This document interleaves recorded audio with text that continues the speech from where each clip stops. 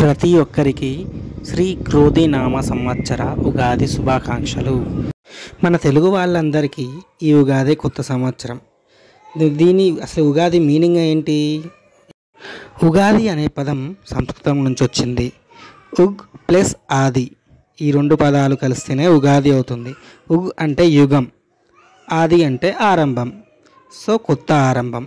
మనకు spring season, వసంత ఋతువు వచ్చే సమయం. అందుకే ఈ పండుగను మనం ఉగాది అని జరుపుకుంటూ ఉంటాం.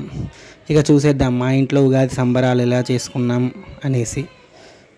పొద్దున లేవగానే ఇల్లంతా నీట్గా క్లీన్ చేసుకొని, బండలు కడుక్కొని, అన్నీ చేసుకొని, మామిడాకులు పెట్టేసి ఇలా పండగ వాతావరణంలోకి వచ్చేసామండి. తర్వాత మనకేంటి, ఉగాది స్పెషల్ ఉగాది పచ్చడి అన్నమాట. అది రెడీ చేసుకున్నామా?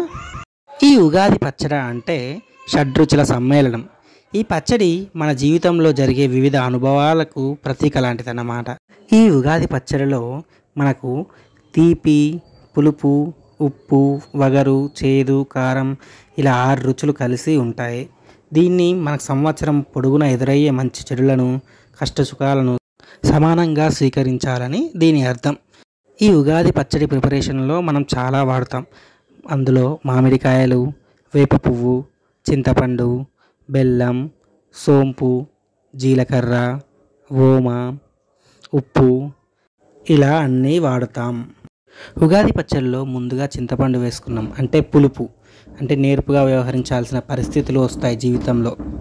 తర్వాత మామిడి ముక్కలు, అంటే మామిడి ముక్కలు కూడా పులుపే, కానీ కొత్త సవాళ్ళను స్వీకరించగలం అనే ధైర్యం అన్నమాట. తర్వాత వేప పువ్వు. ఈ వేప పువ్వు చేదు, అంటే బాధ కలిగించే వాటిని కూడా భరించగలం అనే ధైర్యం. తర్వాత వచ్చేసి ఉప్పు. ఉప్పు మన జీవితంలో ఉత్సాహం అండ్ రుచికి సంకేతం అన్నమాట. బెల్లం. బెల్లం అంటే తీపి, తీపి ఆనందానికి సంకేతం, చెప్పాల్సిన అవసరమే లేదు. తర్వాత సోంపు, జీలకర్ర అన్నీ వేసుకొని మంచిగా కలుపుకోవాలి. ఉగాది పచ్చడి ప్రిపరేషన్ అయితే అయిపోయింది. ఉగాది ఇంకో స్పెషల్ ఏంటి, భక్ష్యాలు. చాలామంది దీన్ని బొబ్బట్లు అని కూడా అంటారు. సో మేమైతే ఈ భక్ష్యాలు ఎలా చేసుకున్నామో ఇప్పుడు వీడియోలో చూసేద్దాం.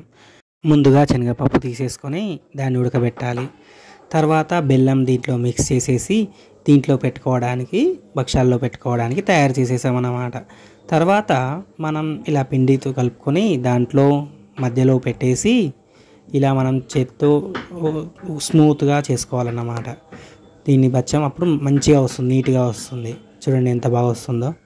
తర్వాత దీన్ని మనం తీసేసుకొని ఇలా పెనం మీద పెట్టేసుకొని కొంచెం నెయ్యి వేస్తే బాగుంటుంది ఫ్లేవర్. మేమైతే నెయ్యి వాడాం.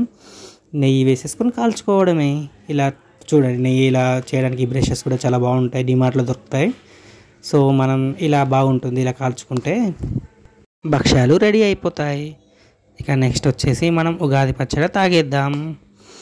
మనం ముందుగా భగవంతునికి ఇలా ఆరతి చేసి చేసిన భక్ష్యాలు, పచ్చడి నైవేద్యంగా పెట్టేసి, తర్వాత మనం ఒక కొబ్బరికాయ కొట్టేసి మనం భగవంతుణ్ణి మనస్ఫూర్తిగా ప్రార్థించుకోవాలి. తర్వాత మా పాపలు కూడా వెళ్ళేసి వాళ్ళకున్న కోరికలు ఏంటో వాళ్ళు కూడా కోరుకుంటున్నారు దేవుణ్ణి. తర్వాత మా పెద్ద పాప అయితే నాకు చదువు మంచిగా రావాలి అని చెప్పి కోరుకుంటుంది. తర్వాత మేము కూడా ప్రార్థించేసాం భగవంతుణ్ణి. ఇలా అందరం ఒకరి తర్వాత ఒకరం దేవుణ్ణి ప్రార్థించేసామండి.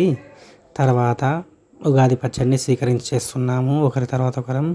తర్వాత ఈ ఉగాది స్పెషల్ ఉగాది పచ్చడి ఇలా ఒక గ్లాస్లో తీసుకొని మా డాడీ తాగుతున్నాడు. చూడండి ఎలా ఉందో, ఓ సూపర్. తర్వాత ఒకరి తర్వాత ఒకరిని తీసేసుకుంటున్నాం. మాకన్నా ముందు మా పిల్లలే తీసేసుకుంటున్నారు, వీళ్ళే కదా ఇంట్లో ఫస్ట్. చూడండి నెక్స్ట్ ఒకరి తర్వాత ఒకరం అందరం తాగేస్తున్నాం. మా వీడియో ఎలా ఉందో అందరూ చూసి like and comment and share and subscribe అండి.